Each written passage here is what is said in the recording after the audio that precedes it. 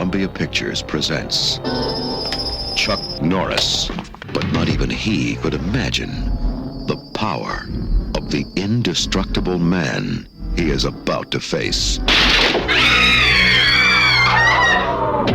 A creation of science whose only thought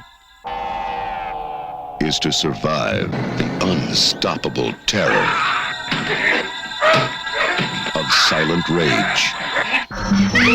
Now, Chuck Norris must destroy him in a final battle to the death and beyond. Silent Rage.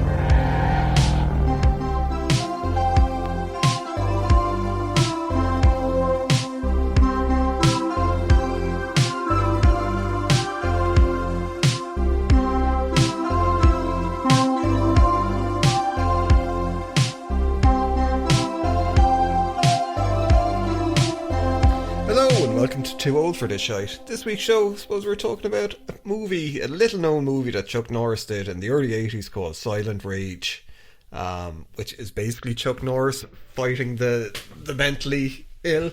Pretty much, yeah. But I loved it. I really, really enjoyed it. I don't ever remember seeing it. It's been often talked about as like Chuck Norris versus Michael Myers, and you can see it was obviously made in reaction to Halloween. Even like the intro to it, where it just has like the front door, whereas in Halloween it was like the pumpkin, wasn't it? And it was like with the music, but like the music to Silent Rage is quite awful. Well, what little music there is actually in it. That's what I was going to say. It actually kind of impressed me a bit that it, well, maybe it was just an oversight, but a lot of the fight scenes, they had no like, oh my god, adrenaline-packed music behind it. It was just quiet, so you could hear the punches. And it was quite stylistic, like, but It's a really weird movie. Like the basic plot to it is this guy at the start, and it's one of these ones that's unintentionally funny. It's a bit Naked Gunny. Yes, there are some bits in it, but not aiming to be Naked Gunny. Yeah, but there is it starts off with this guy, and I don't like. I mean, I'd do the same thing. I think if I was him. I don't think you even have to have any kind of like. Under the care of a psychiatrist or anything, or any kind of an illness whatsoever, but it's basically a woman in the house, she's screaming at the kids, and the kids are running around screaming, making loads of noise. The kids are very, very noisy, and it's just this guy in a small room, pissing buckets of sweat, staring at the ceiling, and the kids come up, they're like shooting and fucking stuff, and even when they go outside, they're like annoying chickens, and the mother is like, shut up, and she's like worse than the kids. She's why you gotta be so loud? Now, what he's doing actually living with these people is never fully explained. He's a lodger. But he's obviously a lodger. But it was a very common... fucking peered there. I don't think you have to explain it back in the day, though, because it was a lot more common to just have a lodger for your spare bedroom back in the day. Nowadays, not so much. People don't like having, like, strange men living around their children. But he kind of went from... His doctor, for some reason, calls him, and all you hear is... And he's, I'm losing it, doc. I'm losing it. And then he just gets this gleeful grin on his face as he gets an axe and murders the husband and the wife in the thing. And she's like, it was only said to you when he started killing her. You don't have a lot of movies with like screaming in it, where she seemed to scream for like 2 minutes straight before he even killed her. Yeah. And it was actually a blessed relief when he did kill her, because it was like, oh, finally the screaming has stopped. And then Chuck Norris shows up with like a bunch of police, and he just walks in. He's obviously a sheriff. It's not just he shows up going, hey, I'm Chuck Norris. But like he goes in at first, he doesn't have a moustache. When he comes out, he's got a full moustache. It's just, there's loads of continuity errors in it. But even the first one, when he kills the mother, the wife or whatever, in between like the dresser and the window, and she slumps up against when he goes into the room, she's not in the room. Well, no, he's obviously after he tidied her up and put her under the bedspread. But no, that was a different person. Blood splatter. Oh, yeah, you're right. Sorry, yeah. But she wasn't there. There was no blood splatter. I don't know what the heck. But yeah, later on when he kills someone else and he hangs him on a door, and the guy is hanging on the door, and when the door, it's quite. He's after being made up to look all ashen face and dead and stuff like that. But when the doors goes to swing open, he's obviously going to. He moves his eyes and he looks really worried. It's like, oh shit, I'm going to hit the wall. Yeah, his eyes are flickering and it's like, oh, dead, are you then? But it's hilarious. There's loads of fucking like hilarious moments in it. Little bits like that, yeah. But I mean, I presume it was low budget. Like they're hardly going to have the makeup, or sorry, the special effects budget to mock up a whole corpse. Like this would have been when Chuck Norris would have been kind of on the and I think it's like High Kick Productions is one of the things. I think that's like his. A lot of the production budget probably went towards the end, where there's a spectacular like explosion of a truck and stuff like that. But like the effects are okay in it, and like I mean the thing is he takes on an entire biker gang on his own at one point, and he's like partner in it is fucking Flounder from Animal House, who's. He's like a big bumbling naive child who has accidentally grown up and he's suddenly become a sheriff's sidekick, and he's just like, oh gee boss, do you think I'm ever going to make a good sheriff? But even it's not even consistent with him. Like it starts off with him going, oh I'm going to kill this person and kill that person, then turns out it's like his first day or something, and he's like, oh I've never even been in a fight or anything like that, I actually hate violence, and then he's like he's going after the bikers to try and fight him. And then he admits when they're driving along, he's like, oh, I never said in my interview, but when I was 6, basically, he killed a dog by accidentally locking it in a freezer. And Chuck Norris is like laughing at it, and he's like, oh, that's okay, Charlie. You know, never mind. Yeah, and it's like, this is like fucking, what? And I suppose as well for a sheriff, when he goes into the biker bar as well, one of the biker chicks tries to distract him by like popping open her shirt, and he's just like, oh boobs, and he actually reaches out to like grab him. And it's just like, you're a sheriff, you shouldn't be doing that. But as well, after he deals with the bikers in the place, there's like the barman is like has a noose around his neck, and he's lashed to a post. Tied to a post, and it's like he takes out all the bikers, now he just walks out. There's nothing about helping the... Yeah, he just leaves them there. He's like, he can release himself, basically. Or he can just, like, die of dehydration hanging there. It's brilliant. And but, like, even the main point, right, at the start of it, they kill this guy after he kills... Like, Chuck Norris gets into a fight with him, and then he somehow manages to break out of the back of the police car, and he's like, argh, and they all shoot. And by the way, this guy is... for people who might be in the biker in The Mist, that like he's like at first he's like, we need to get the fuck out of here, and then he ends up who plays the biker in The Mist. This is not like some weird universe that they're all sharing a part of. It might be, you never know. But basically he gets taken to the hospital after he gets shot by all these cops after breaking out of the thing. And the hospital is actually an experimental research science facility as well as a hospital. And like, I mean, his psychiatrist is also a surgeon. The other surgeon in there is also the main doctor who owns the hospital, and they're performing experimental stuff. So they pump him full of this shit that basically makes him immortal. It's like being Wolverine without the titanium. He basically can just keep regenerating. So if he gets cut, the cut heals up. If he gets shot, and they put him in a nice silver little jumpsuit. Yes. Because that's what they do to you when you're in hospital. Yeah, exactly. Especially if you're a science experiment. Oh, and also there's a woman that's working there that turns out to be your man's psychiatrist's sister, who Chuck Norris was riding 6 years ago, and decides to take it up again by sticking his finger in her ear. And then she's like, oh no, I can't do it. And then all of a sudden the two were naked in bed. Yeah. And then when they get together later on, that it has to be like it goes on for about like 5 minutes, I think, where they're like in the bed and they're like riding. Then all of a sudden they're riding in a hammock. And violently in a hammock as well. They're swinging from side to side. He's just walking around in his bare chest and jeans the whole time. And then they're on the bed again, and there's like a load of cut fruit. Elaborately cut fruit and a bottle of champagne that he just kicks off and starts kissing her. Yeah, like I mean, they arrive to the house. There's like neither of them are prepared for it. He walks in and is like, "Oh, shall we take it to the bedroom?" And suddenly it cuts to the bedroom, and like you said, there's a tray with the champagne, but there's like an apple cut into a rose, and there's all different shapes. It's really intricate. Like, very whoever specific. they got to do that, they were like, "This is my big chance. Someone's going to see this, and I'm going to be a big star." And then he just kicks it off the bed. Yeah, but it's even more confusing because, like, how do they have time to actually stop and cut the apple into a rose? Like, oh my God, because it wasn't after DNA. Like, nothing in this film makes sense. No sense. But it's so watchable. It's so good. Like, the whole thing. And it doesn't really focus on Chuck Norris being, like, a karate sheriff. He just gets into fights with people and beats the shit out of them. And occasionally does a high kick. Yeah, and, like, the thing that I always liked about Chuck Norris, and this just reminded me why I used to like Chuck, he's like incredibly likeable. Like, he just comes across as like a genuinely decent human being. Yeah, he's There's- just a bit, just an average dude. There's something about, even like when he's talking to your man, there's something about the tone of his voice, or there's just something about where you kind of go, it's... You can trust this guy. Yeah, and then like he's also like, he protects people, and saying to you when we're looking at it, the whole thing, remember in the 80s you had like the action heroes like Arnold Schwarzenegger, and this was like well before Arnie and Sylvester Stallone. Like Chuck Norris was a thing in the early 80s, and like Chuck Norris was a thing for a long time. Well, sure, this I don't film was mean just- 82, I think, Yeah. wasn't it? Yeah.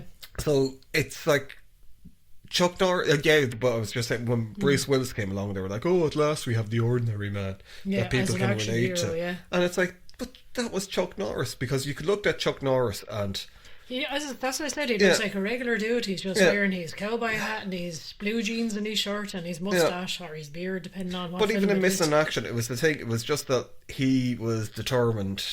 He was a hero. He was a proper hero, where Just he just do like the right yeah, thing. and it was like he was fighting against the odds. It wasn't like he was. It's like looking at Arnold Schwarzenegger, where you go like, oh, yeah, he's going to kill everyone. With Chuck Norris, it was just like, wow. And then it was a brilliant show off for karate as well at the time, because it was like, look, this guy who looks some way normal, Yeah, if you can can, beat the learn shit out of martial you. arts, you could do that too. Yeah, and like the whole thing with it as well, like Chuck Norris is obviously doing his own stunts in it, because he probably would have been way better than any stuntman at the God, time. yeah. But as well, the stunts that are, and you kind of, there was a few bits where we were just like, oh yeah, fucking like 80 stuntsmen, like, you know, the fucking mad shit that they were But doing. that was like, there was one bit there, I suppose, I remember we were saying basically this injection or whatever they gave to this guy basically made him invincible. It also somehow turned him into like the T-1000, because they tried to make a getaway in a car and he basically latches onto the car and and he's basically getting dragged at 100 And miles it's an hour behind the like, car, there and was it's a- an actual stuntman getting yeah, dragged. like because like there used to be a lot of shows in the 80s and the 90s where they'd show how stunts were how done. did they do it? And a lot of time they'd have like a steel plate that they were lying on. This guy This guy wasn't. just He seemed to be was just not getting lying on any dragged. steel plate. He Yeah. was just being dragged. Yeah. Yeah. And then they set him on fire, Yeah. like viciously on fire, and he jumped into a lake. Yeah. And then came out and got the shit bit out of him by Chuck Norris. But there was just something about that stuff where you looked at it and you kind of go, yeah. And even the fight scenes in it, like They were there- hilarious as well, because Yeah. like Chuck Norris had kind of waited, like they all kind of did the whole thing where they take their turn and they wouldn't all jump on him all at once. But like if he decided, Oh, he with was the going, bikers? yeah, Oh, yeah. But if he decided he was going to start punching him, it was kind of like, it was almost like comedy levels of flurries of punches. It was like left, right, left, right, left, right, left, right, kick, Yeah, kick, kick, yeah. and it's kind of like, where did that third leg come from? And I don't they understand. had that thing where for the fancy kicks, where they showed from multiple angles. Yeah, so he was spinning in midair for like half an hour. Yeah.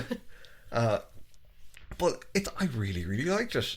I put it on because I wasn't telling you where to go, because I thought it'd say, and you'd be like, I'm not fucking looking at a Chuck Norris movie. Fuck off. So I was like, no, I'll tell you when we're looking at it. And when we put it on, it was just really good. It was just enjoyable. like enjoyable hour and a half. It was With indeed. it. It's not going to set the world on fire, but I think it is something that definitely would look at again. Remember when we were doing a podcast years ago about like bad movies? We looked at, Jesus, I think it was called Hellbound or something like that, whereas Chuck Norris fighting like the forces of hell, some cult, I think, and it was like really bad. Like it wasn't know like what you were going to it wasn't say like there. funny bad. I seem to remember we looked at it, and like when we were looking at it, we're like, oh my god, this is. I used to take notes about stuff that we could laugh at, and it was like the Notebook. It was and just it was like Jesus everything. Christ, this is The fucking whole desperate. film. Like, whereas with this, it's just really good 80s movie. Like I want to go back and look at like a lot of Chuck Norris movies. I Again. seem to remember as well, it was like the accents in it, or that particular Appalachian kind of accents as well, where every time there was like a bad guy and he sounded like incredibly like camp, but it was like you know that meme of the like biker, yeah. where it was just- like, can I pet that dog? Yeah, and yeah. that's all it sounded like the whole time. It was like, oh, you're in town now, and it was just, I don't know, every time he spoke it just fucking cracked me up. But there's like a fairly big cast in it, like of people. You know, like Flounder was in it. Ron Silver is the psychiatrist in it. The other doctors were in a lot of other things as well. And I remember the psychiatrist, I was very impressed, as you said, because in the middle of It's Ron operating, Silver.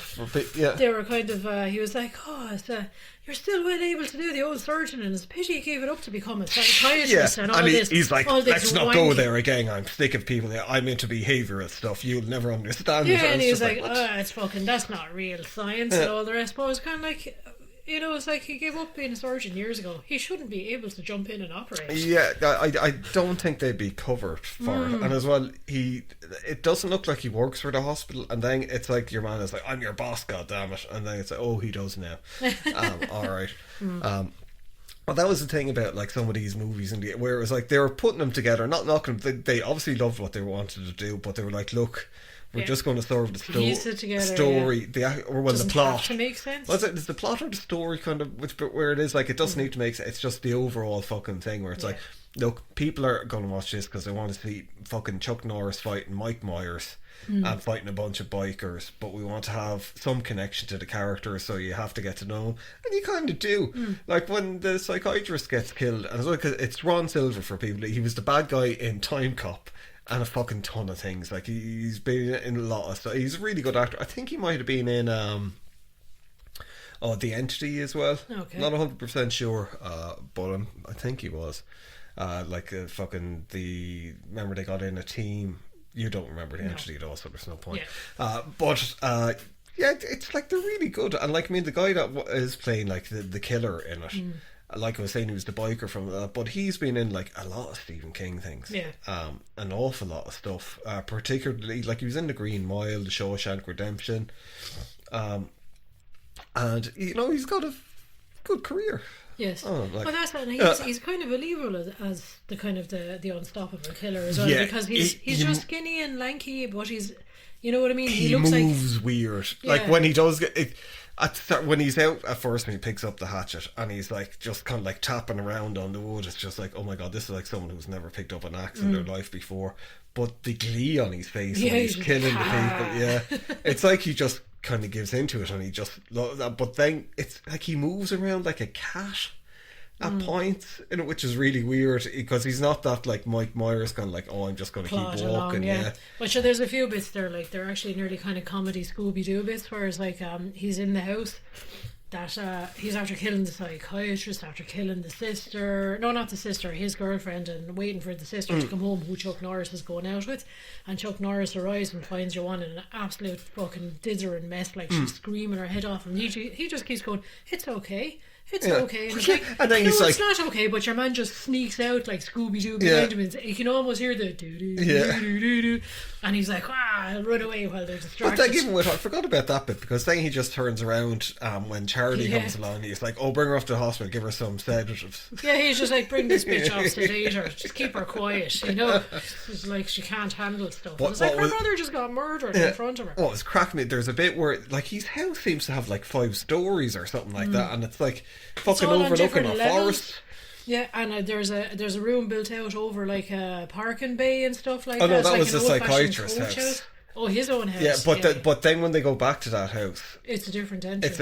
It's a totally different house, and even when they go inside, it's a totally different house. Yeah. But yeah, Chuck Norris's house, you go in the front door and it's on the level with the ground, and then they go out the back onto like his sort of porch, his patio, and it's like like he's a mile over a forest. Yeah, he's just like sky high. It's like fucking a clifftop residence or something. But it was like the that, music he had like a record on, and it was like the most bizarre, inappropriate jazz. Fucking kind of, so you're like, humans can't listen to this music. And even the woman, she's like, please can you turn off the music, I want to talk to you. It's just kind of like, who chose this fucking music?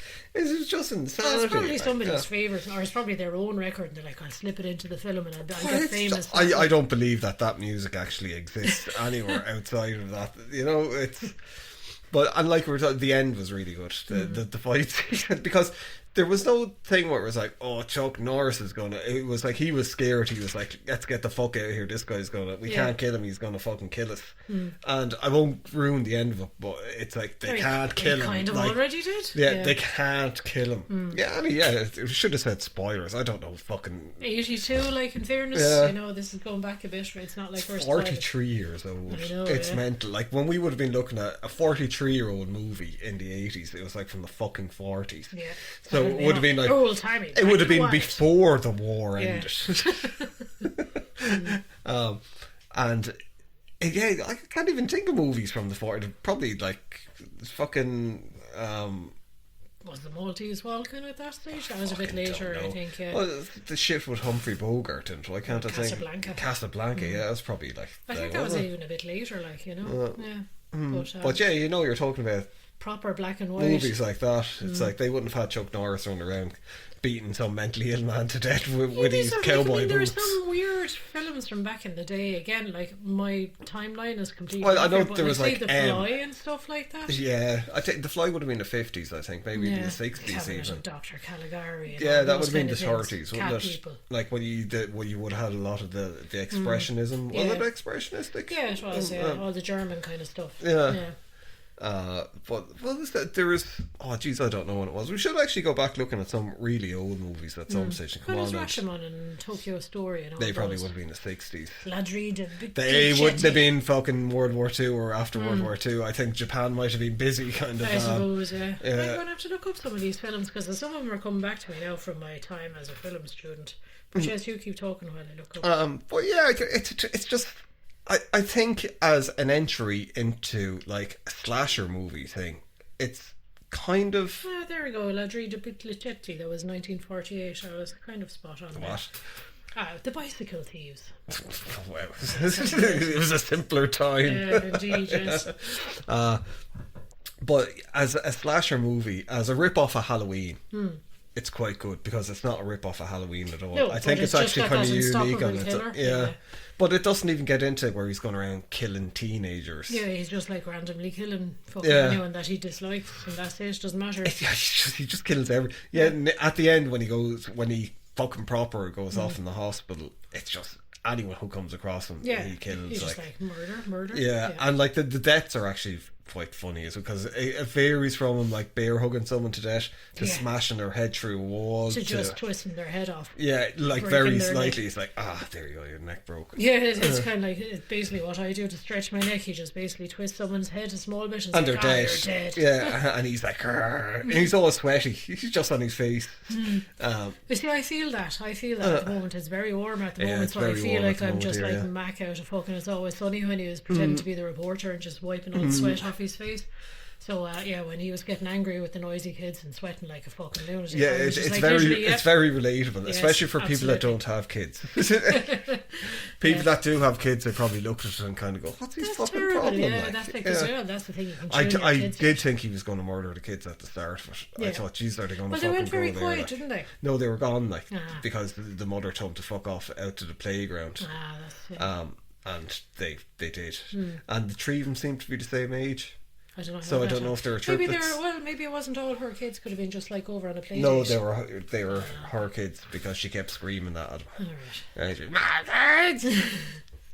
Oh God, I hurt my throat. You'll never fare well if you ever had a kid trying to scream at him. You hurt your throat. Like, come in so I can shout at you quietly. But it's like.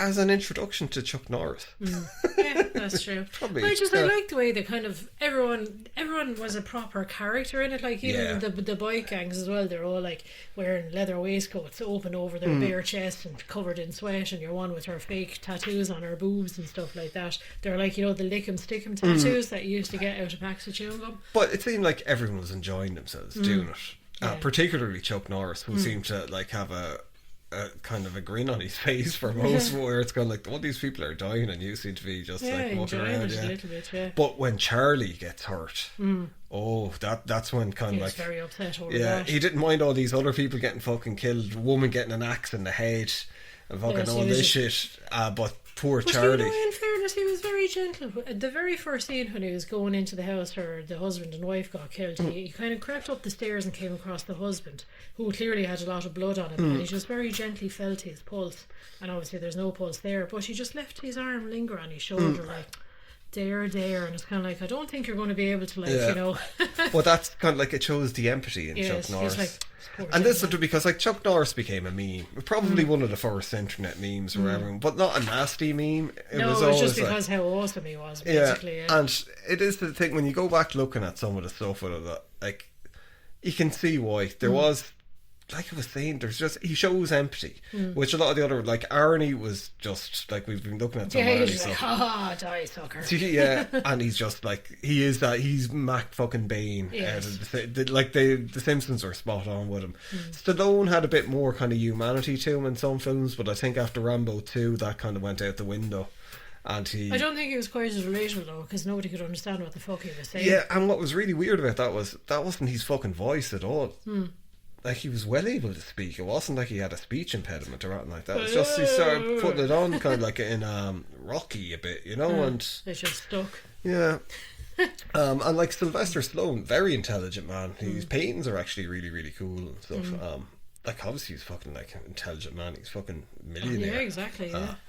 With it, whereas like, remember they had like Planet Hollywood. It was him, Bruce Willis, and was it Arnie as well? Arnie, and it was meant to make a fucking like, and it was just like a bit of a flop, didn't it? Basically, I suppose it was. I'm kind of getting mixed up with the old Hard Rock cafes. They're still a thing, aren't they? They're still going. I don't know if they're, excuse me, if they're still going or if they're closed down, but they had a Planet Hollywood up in Dublin, I think. They did, last because time it on, opened when I would have been in college, and a couple of my mates got like jobs there, and the job for them, like, because it was just like, oh, you're a relatively good looking young girl, you just stand on the door and just greet people and try and entice them in, and you were like, hello, would you like to come in? And that was their whole job. For a £15 burger, when burgers were yeah, a pound. exactly, that's it, yeah. And when her whole wage is probably £15 a week or something like that as well.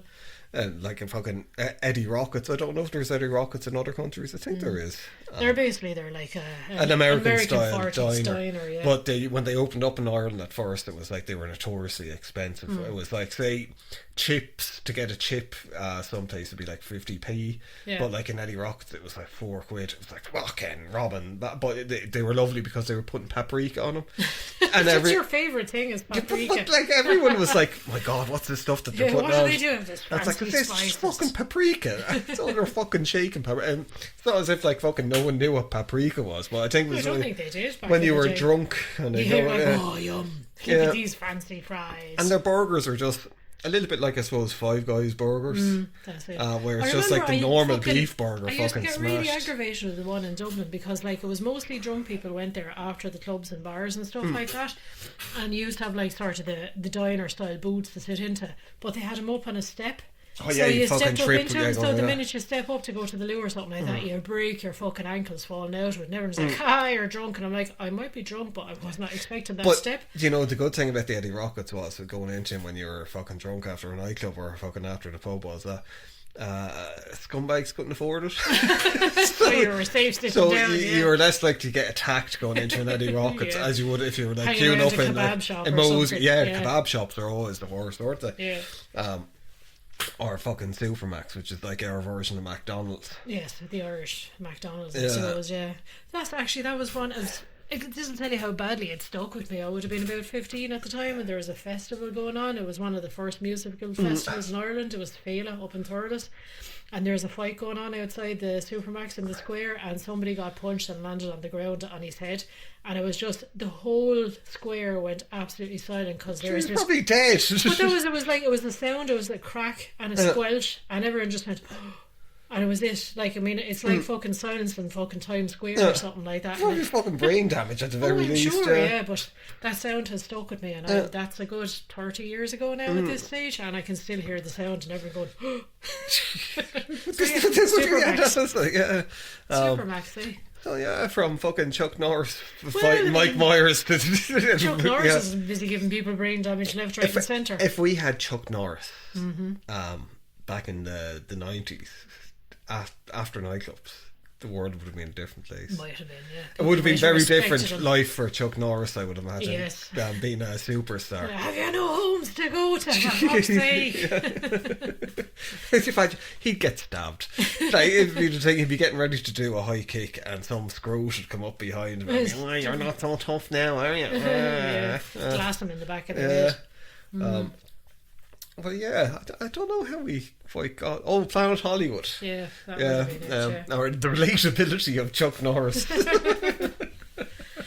suppose there's something to be said for like wearing your old blue jeans and your cowboy boots and hat and stuff like that. Well, It's he very made a relatable. fucking full career out of it, didn't he? Like, there was a movie, I was going to look at Lone Wolf McQuade, but I had it on video when I was younger, and I never really liked it. I don't know why, but So then why would you want to watch it again? because I thought, oh, maybe I kind of like older Maybe you just now. had poor taste as a child. Yeah, or maybe I didn't understand what was going on with it. But I always thought that led into fucking Walker, Texas Ranger. But I don't think so, because it just seems to be he was always like a Texas Ranger or a sheriff in fucking everything. Everything, yeah. Maybe that was his actual job and he wasn't acting at all. There was just a Maybe documentary. it was. following him around. It was just. But then he was also a special force, like in Delta Force. Yeah, true. And he fucking like we have to look at missing in action. All three of the movie. Oh no, maybe not three. Braddock is a bit dull because it's more political. Okay. I love that. It's not as fighty, slappy. It's a bit more political. Yeah.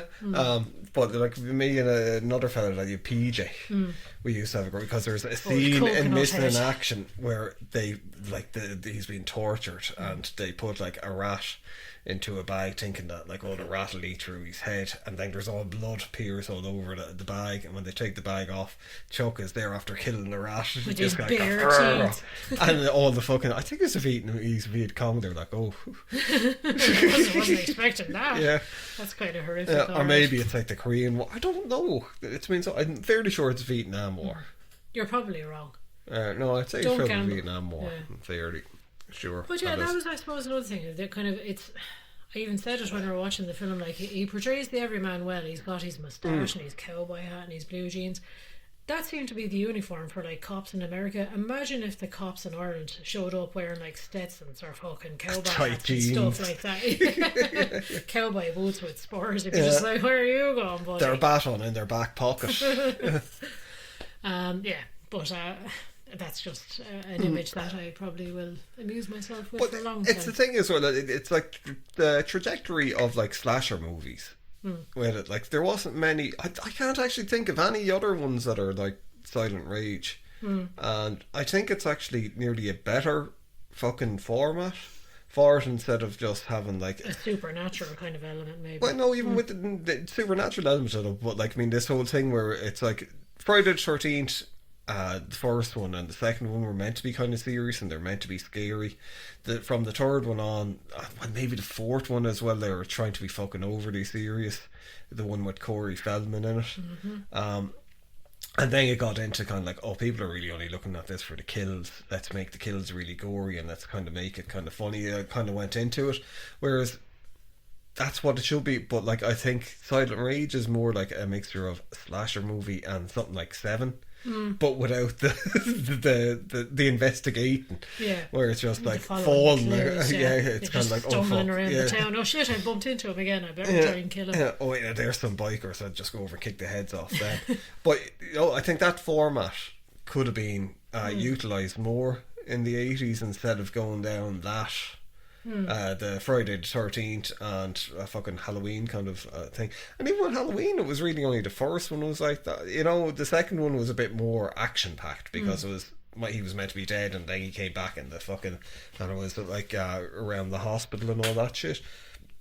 And then the third one, it looked like, right, we're never going to see Michael Myers again. And then the fourth one was just, I don't know, I kind of stopped following the Halloween. I never really liked Michael Myers as a character, where some people were like, oh, well, he's unknowable and he's just like the face of evil, where it's like, you know, and I never really, because it's like, that wasn't really the intention. They were just got that fucking mask because they thought, oh, it looks scary. It wasn't anything. John Carpenter was not making a statement about like evil. He just wanted to make a fucking horror movie. Yeah.